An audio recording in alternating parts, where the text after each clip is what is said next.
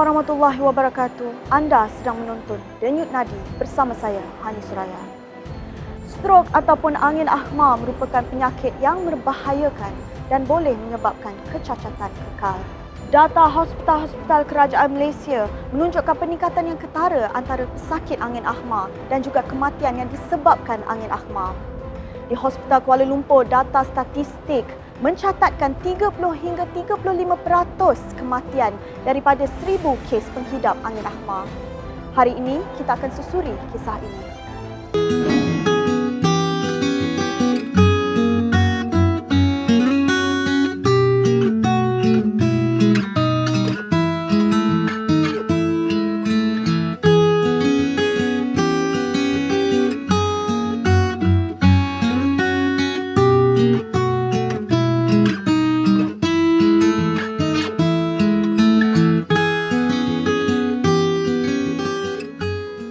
Alhamdulillah, setelah 12 hari dimasukkan ke ward atas serangan angin ahma ataupun strok, kini Encik Ramli bin Yusof dibenarkan pulang oleh pihak hospital.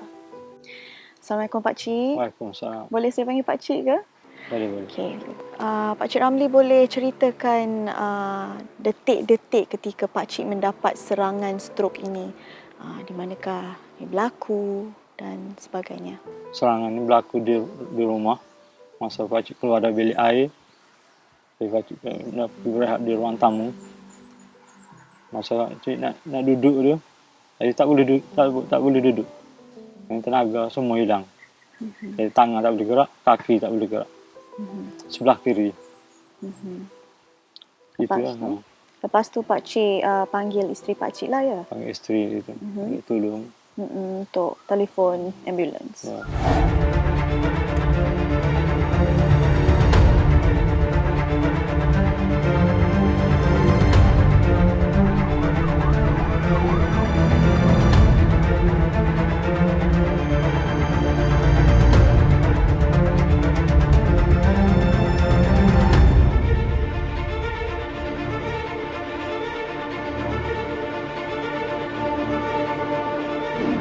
Tekanan darah tinggi dan juga kencing manis antara penyumbang utama untuk mendapat serangan strok. Jadi bagi Pak Cik Ramli pula, apakah punca penyebab serangan Pak Cik dan apakah antara simptom-simptom yang Pak Cik alami? Pakcik ada mengidap itu kolesterol tinggi dan juga tekanan darah tinggi. Itu berlalu penyebab yang berlaku. Kalau simptom-simptom pula Pak Cik ada rasa pening-pening ke, nak pitam ataupun rasa seperti lemah badan? Sistem tu tak ada, tapi malam berlaku sebelum tu jadi pusing kepala, itu ada mai pening. Itu punca awal. Lagi lemah badan ke, seperti lemah badan ke ada ke? Lemah badan pun ada juga. Di bahagian mana tu? Sebelah kiri. Susah mau bangun apa. Terjejas di situ lah. Di tangan ataupun di kaki, di muka ke? Berlaku di sebelah kiri, tangan dan kaki. Tanggal 14 Januari 2020, Encik Ramli telah dimasukkan ke unit kecemasan kerana disyaki mengalami simptom penyakit strok. Saya Dr. Khairul daripada Kecemasan. Saya nak periksa sikit boleh? Okey, tadi pakcik ada lemah ya? Lemah sebelah kiri ke? Baru lagi kena lah. Okey. Pakcik ingat sekarang ada kat mana? Hospital. Sekarang bulan berapa? Bulan 1. Pakcik umur berapa tahun? 56 tahun. Okey. Boleh tak angkat tangan ni, cuba kepal tangan saya. Kuat-kuat? Okey, lepas. Okey, bagus. Okey, sekarang ni kita cek mata sikit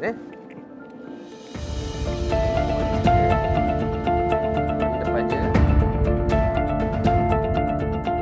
Cik boleh nampak tak besi ni? Nampak Jangan gerakkan kepala, ikut je pergerakan besi ni, boleh? Ikut.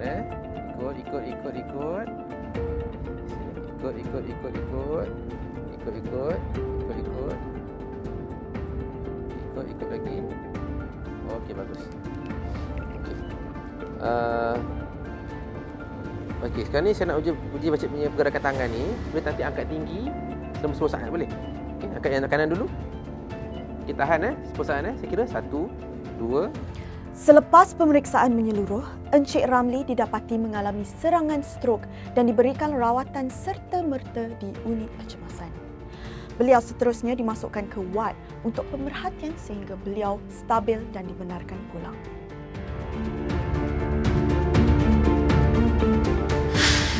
Setelah 12 hari dimasukkan ke ward, Pakcik tidak bekerja lagi kan? Bagaimanakah Pakcik selepas ini? Adakah Pakcik akan terus bekerja ataupun Pakcik ada rutin yang lain yang dapat membantu Pakcik?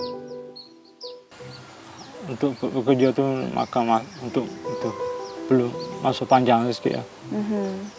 Tapi sebelum Pakcik dapat serangan stroke ni, Pakcik ada rutin harian itu peliharaan ikan laga sebagai hobi. Kes seperti Encik Ramli ini merupakan antara salah satu kes yang berjaya mengurangkan kesan selepas strok kerana mendapat rawatan awal dalam jangka masa yang disarankan. Akan tetapi terdapat ramai pesakit strok di luar sana yang kurang bernasib baik dan mendapat kecacatan kekal. Untuk mengetahui lebih lanjut tentang apakah simptom-simptom strok ini untuk kesedaran masyarakat, mari kita saksikan info selepas ini.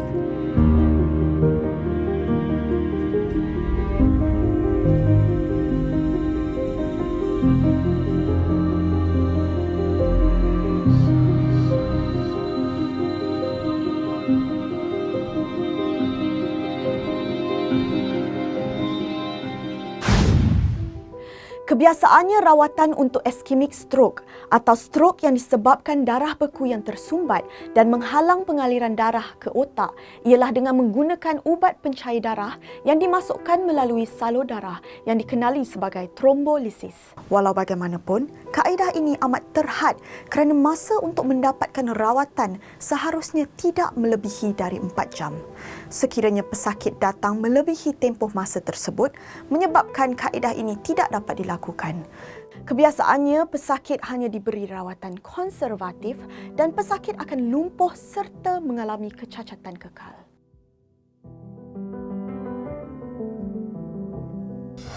Sekarang ini terdapat kaedah rawatan yang baru yang diperkenalkan bagi merawat pesakit yang datang selepas 5 jam, dikenali sebagai trombektomi. Apakah itu rawatan trombektomi? Mari kita dengar penjelasan terperinci daripada Profesor Madya Dr. Muhammad Syafiee. Teknik mekanikal trombektomi ini dapat memberi manfaat sehingga dapat dilakukan sehingga 24 jam. Mana tempoh rawatan lebih panjang dan hasil rawatan itu memberi manfaat yang lebih baik. Dapat mengurangkan morbiditi dan juga mortaliti, yakni kematian. Jadi secara umumnya, kaedah rawatan ini ialah pertama pesakit tadi setelah dikena pasti mendapat stroke yang disebabkan oleh kesumbatan dalam saluran otak, maka dia akan dibawa ke bilik ini dipanggil bilik angiografi dan dia akan dimasukkan satu tube dalam salur darah dan dicek salur darah otak untuk melihat mengenal pasti di manakah tempat tersumbatnya salur darah tadi. Biasanya kita akan lihat dia punya salur darah oleh otak dengan jelas di mana tempat yang tersumbatnya dan daripada situ kita dapat kenal pasti. Jadi dengan secara umumnya kaedah mechanical thrombectomy ini ada dua. Yang pertama ialah dia panggil kaedah stent retriever. Stent retriever ini ialah dia ada satu alat khas yang direka stent itu yang boleh memerangkap salur darah beku yang terlekat di dalam salur darah di otak tadi, dan apabila darah beku tadi terperangkap dan kita boleh menarik keluar darah beku tadi, dan salur darah di otak tadi akan terbuka dan akan dapat mengalir seperti biasa.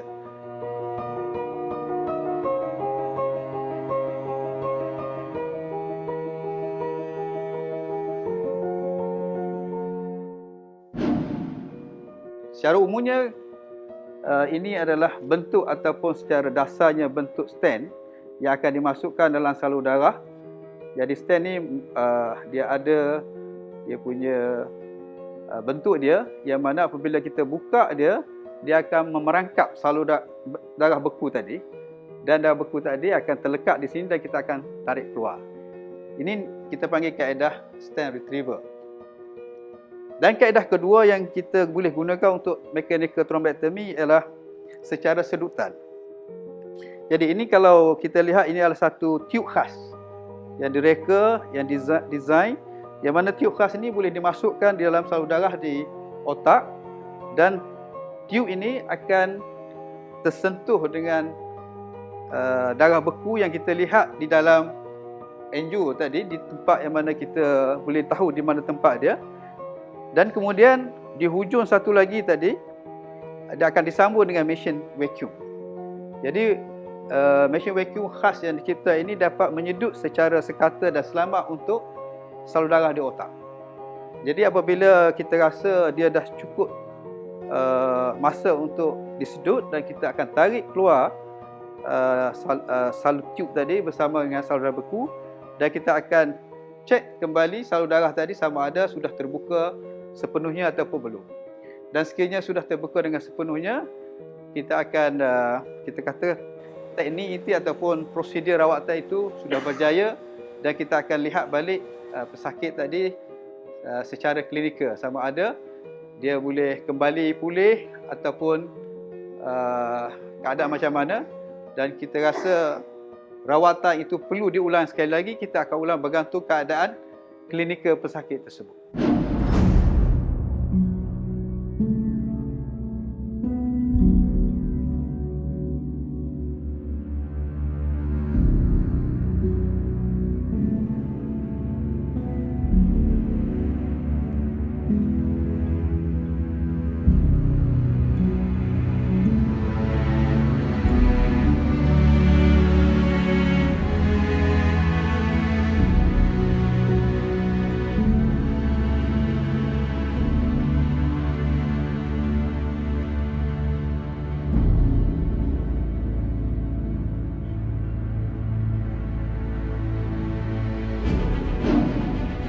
Bersama saya lagi selepas ini untuk menemu bual Dr. Sanihah bagi mendapatkan informasi berkenaan strok ini.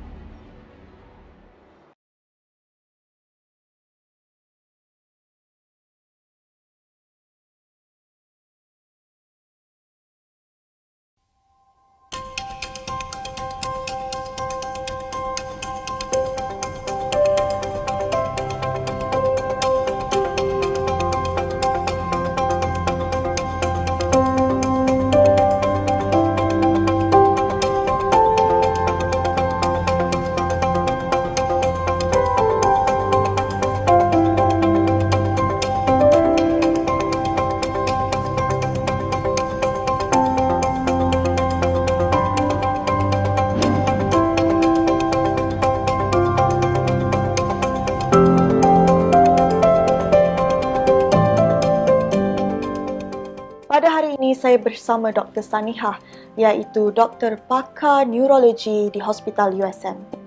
Jadi doktor, secara umumnya apabila sesetengah daripada tisu otak rosak, lama-kelamaan ia akan menjadikan sel atau tisu itu mati. Dan apabila tisu itu mati, fungsi otak itu akan hilang. Jadi apabila fungsi otak itu hilang, dia akan menjejaskan keupayaan sebahagian daripada tubuh badan untuk bergerak. Jadi doktor boleh terangkan dengan lebih lanjut tentang apa ini stroke? Okey, stroke ni dia ada beberapa jenis. Satu yang paling banyak berlaku ialah stroke jenis iskemik. Stroke iskemik ni berlaku disebabkan oleh sumbatan pada salur darah di otak. Dan stroke yang kedua ialah stroke jenis hemorrhagic. Hemorrhagic dalam bahasa Inggeris tu perdarahan. Jadi apa yang berlaku ialah salur darah di dalam otak kita pecah dan ia menyebabkan pengaliran darah ke otak terganggu. dan ia berlaku disebabkan oleh beberapa faktor risiko seperti penyakit darah tinggi yang tidak terkawal, kolesterol tinggi yang tidak terkawal, penyakit kencing manis yang juga tidak terkawal dan faktor-faktor lain seperti stres, merokok dan sebagainya. Penyakit stroke juga boleh berlaku jika pesakit itu mempunyai masalah jantung. Kerana apabila jantung bengkak ataupun ritma jantung yang tidak stabil, darah mudah membeku di dalam jantung. Jadi kalau darah ni membeku, darah beku daripada jantung tersebut boleh bergerak dalam salur darah dan ia akan Sampai ke otak. sampai untuk tersumbat dalam salur darah otak. Jadi doktor, boleh terangkan kepada saya apakah simptom-simptom awal bagi pesakit yang mendapat stroke? Biasanya untuk masyarakat kita perkenalkan satu singkatan iaitu FAST atau BFAST. Ini singkatan ini adalah dalam bahasa Inggeris, tetapi apa yang kita maksudkan ialah FAST tu satu, F tu ialah face tu muka. Biasanya kalau pesakit stroke mereka boleh dapat muka menjadi lemah atau muka menjadi sengit. Okay? So, itu yang pertama sekali. Dan A tu untuk arm. Arm ni kalau kita punya lengan menjadi lemah atau lengan kita menjadi jatuh dan lemah, itu adalah untuk A, untuk singkatan FAST tu. Dan S tu untuk speech, iaitu percakapan. Percakapan jika pesakit stroke mengidap ataupun bahagian otak yang mengawal percakapan terlibat, mereka akan mengalami masalah untuk susah bercakap ataupun percakapan mereka menjadi tidak jelas. Jadi dan T dalam FAST tu ialah time. Time tu maksudnya pesakit kena rekod pukul berapa dia kena penyakit tersebut dan datang ataupun menghubungi hospital secepat mungkin mengikut masa yang ditetapkan untuk hadir ke hospital dengan segera lah. Jadi untuk pesakit stroke seperti Encik Ramli pula ya, apakah pemeriksaan dan juga rawatan yang dijalankan ke atas pesakit stroke? Untuk setiap pesakit stroke yang datang ke hospital, biasanya mereka akan datang ke Jabatan Kecemasan untuk mendapatkan rawatan. Jadi pada masa pesakit datang ke kecemasan, biasanya kita akan memastikan pesakit stroke ni terus mendapat rawatan yang cepat dan mereka akan dihantar untuk membuat CT scan. CT scan ialah imbasan otak untuk melihat atau memastikan apakah jenis stroke yang berlaku kepada pesakit tersebut, sama ada stroke itu adalah dari jenis perdarahan atau stroke itu adalah dari jenis sumbatan salur darah. Dan antara ujian penyiasatan lain yang kita boleh lakukan ialah MRI, tetapi MRI ni biasanya tidak terdapat di semua hospital. Hanya hospital-hospital yang besar dan mempunyai kelengkapan sahaja. Jadi kebanyakan hospital-hospital di Malaysia mempunyai CT scan, termasuk beberapa hospital daerah dan hospital swasta, dan CT scan adalah merupakan ujian yang paling utama yang perlu dibuat kepada setiap pesakit stroke yang datang. Sebelum mendapat kebenaran untuk pulang ke rumah daripada pihak hospital, Encik Ramli diberikan konsultasi tentang cara-cara pengambilan ubat dan pemakanan yang betul untuk mengelak daripada serangan strok berulang.